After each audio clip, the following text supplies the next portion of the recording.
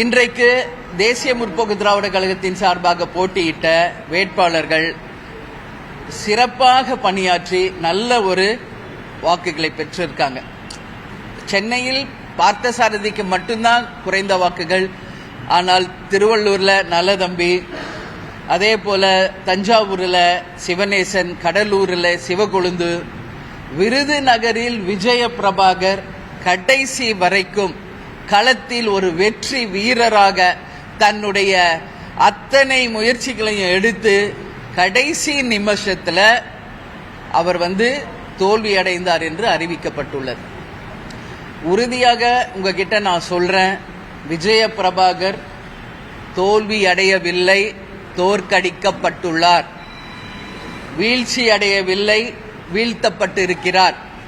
இதுதான் உண்மை.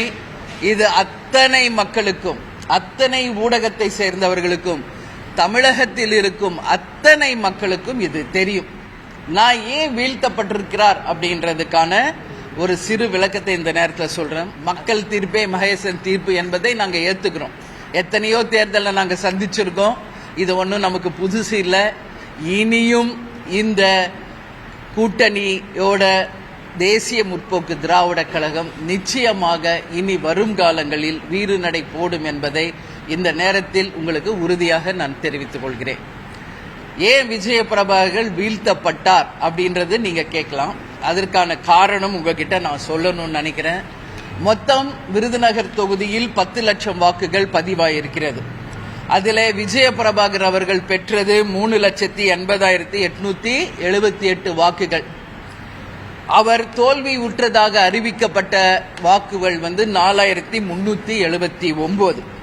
அவரை எதிர்த்து போட்டியிட்ட மாணிக் தாகூர் அவர்கள் அந்த 4,379 வாக்குகள் அதிகம் பெற்றதாக அறிவிக்கப்பட்டுள்ளது.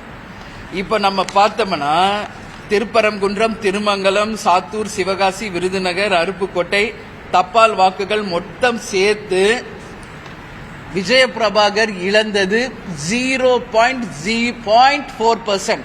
அதாவது 0.5% கூட கிடையாது, 0.4% தான் அவர் தோல்வி உற்றதாக அறிவிக்கப்பட்டிருக்கிறது.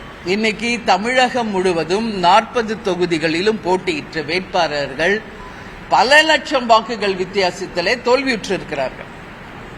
விஜய பிரபாகர் அவர்களும் அதே போல பல லட்சம் ஓட்டு வித்தியாசத்தில் தோல்வி உற்றிருந்தால் அந்த நிமிடமே அந்த தோல்வியை நாங்கள் மனதார ஏற்றுக்கொண்டு ஆமாம் தோல்வி என்று ஒப்புக்கொண்டிருப்போம்.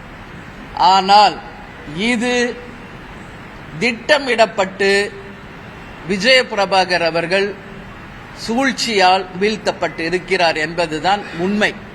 அதற்கான ஆதாரங்கள் எல்லாமே எங்க கிட்ட இருக்கிறது. எனவே தான் உங்களை அத்தனை பேரையும் நான் இன்னைக்கு அழைச்சிருக்கிறேன். இப்போ இந்த ஷீட்டை நீங்க பார்த்தீங்கன்னாலே புரியும் எப்படியெல்லாம் அங்க வாக்கு எண்ணிக்கை அறிவிக்கப்பட்டது, எப்படியெல்லாம் அந்த முரண்பாடான வாக்குகள் வெளியிடப்பட்டது என்பது ஒவ்வொரு அறிவிப்புல இருந்து நாங்க இதை மொத்தமா எடுத்திருக்கோம். எதிலையுமே 10,000 வாக்குகளை கடந்ததாக எந்த அறிவிப்புமே வரல. வெளியே ஊடகங்களில் வந்த அறிவிப்புகளும் அங்கு ஸ்பாட்ல அறிவிக்கிற அறிவிப்புக்கும் ஏகப்பட்ட முரண்பாடுகள் இருந்தது உண்மை. ஏஆர்ஓ அவர்கள் ஒரு கணக்கை எழுதி கொண்டு ஆர்ஓ கிட்ட கொடுக்கிறார். ஆர்ஓ தான் அதை அறிவிக்கிறார். ஆனால் அந்த ஏஆர்ஓ கிட்டயே பல முரண்கேடுகள் நடந்துள்ளதாக அங்க இருக்கும் அதிகாரிகளே எங்களுக்கு சொல்றாங்க. அங்கு கலெக்டராக இருந்தவர் ஒரு லஞ்ச் பிரேக்குக்கு அப்புறம் 3 மணியிலிருந்து 5 மணி வரைக்கும் வாக்கு எண்ணிக்கையை நிறுத்துகிறாங்க. எதுக்காக நிறுத்துறீங்க?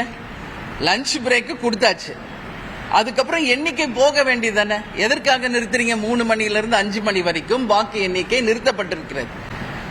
ஒரு கலெக்டர் வெளியே சொல்றார், எல்லாரும் மத்தியிலும் எனக்கு பிரஷர் அதிகமாக இருக்கிறது, பல்வேறு இடங்களில் இருந்து எனக்கு நிர்பந்தப்படுத்துகிறார்கள், என்னால இதை சமாளிக்க முடியல, என்னுடைய போனை நான் சுவிட்ச் ஆஃப் பண்ண போறேன் அப்படின்னு சொல்லி கலெக்டர் அவர்களே அங்க நடு மையத்திற்கு அறிவிச்சிருக்கிறார். அப்ப யார் அவருக்கு பிரஷர் கொடுக்கிறது?